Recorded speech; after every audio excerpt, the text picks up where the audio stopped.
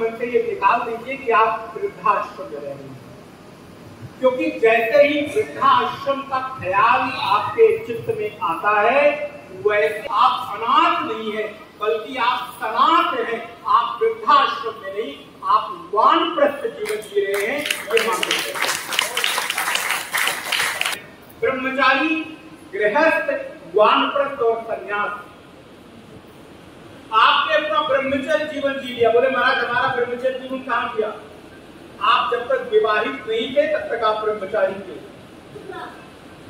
विवाह होने के बाद आप गृहस्थ हो गए और गृहस्थ होने के बाद अब आप वानप्रस्थी, और वानप्रस्थ का तात्पर्य मालूम है क्या है? जो वन की ओर गमन करने लग जाए।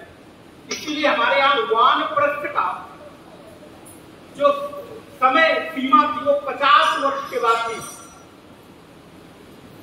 जन्म से लेकर 25 वर्ष तक ब्रह्मचारी और 25 से 50 वर्ष तक गृहस्थ।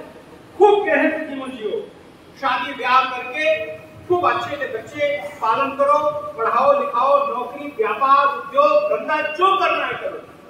लेकिन 50 वर्ष के बाद आप 51 वर्ष में प्रवेश करें तो हमारे ऋषियों ने कहा आप वानप्रस्थी हो गए और अब आपकी आयु में भी वन लग गया।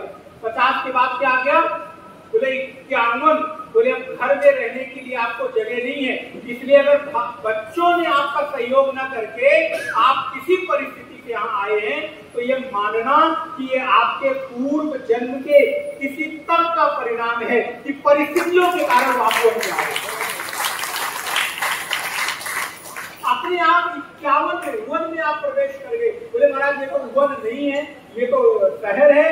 कोई बात नहीं, इस छोटे से परिसर को भी एक तपस्या की स्थली मानकर और साधना स्थली मानकर अगर आप यहाँ रहोगे मेरी माताओं बहनों भाइयों, तो आपकी ये छोटी सी जगह भी वन के कार्य में आपके जीवन की साधना का एक अभिन्न हिस्सा बन जाएगी।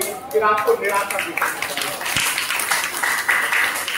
लेकिन जब आप मानोगे कि हम वृद्धाश्रम में रह रहे हैं तो आपके भीतर निराशा आएगी, आपके भीतर अनाथ होने की कि मेरा कोई नहीं है। अच्छा कोई नहीं है तो रोने से क्या मिलने वाला? कुछ नहीं। बीती ताही दिखाई के आगे की सुधि ले, जो होनी थी हो गई। अब आपके पास करने के लिए कुछ नहीं है। हाँ, करने के लिए दो चीजें हैं। बोले महाराज क्या? अभी आप कह रहे कुछ करने के लिए नहीं, तो कह रहे कुछ है। सन्यासी आपको युक्ति बताता है। जब हनुमान जी लंका में प्रवेश करते हैं तो माता सीता को खोजने के लिए विभीषण के पास जाकर युक्ति पूछते हैं। और विभीषण, गोस्वामी तुलसीदास जी कहते हैं सकल विभीषण युक्ति बताई। विभीषण ने सारी युक्ति बताई। और ध्यान रखना इस संसार में बिना युक्ति के मुक्ति नहीं मिलेगी। इसीलिए आपको ये अवसर मिला है युक्ति सीखने का। और ये युक्ति क्या है? आप अपने जीवन में एक चीज पकड़ लो। बोले महाराज आज तक बहुत कुछ पकड़ा, सब छूट गया।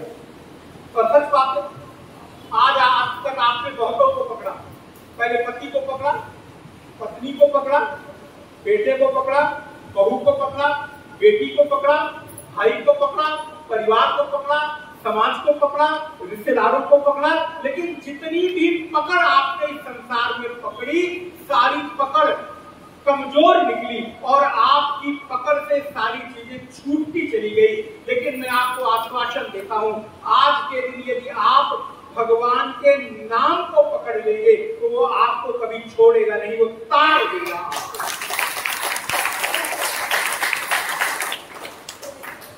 तारा है सारा जमाना, प्रभु हमको भी तारो।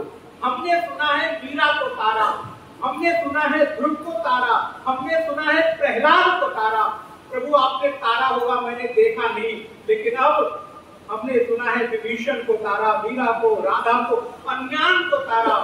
इतने लोगों को तारा है सारा जमाना। प्रभु हमको भी तारो। क्यों? क्योंकि आपने सबको तारा, अब हमारी बारी है। इसलिए हमारी बारी आप मेरे हाथ को पकड़कर और इस भव संसार के सागर से उस पार ले जाओ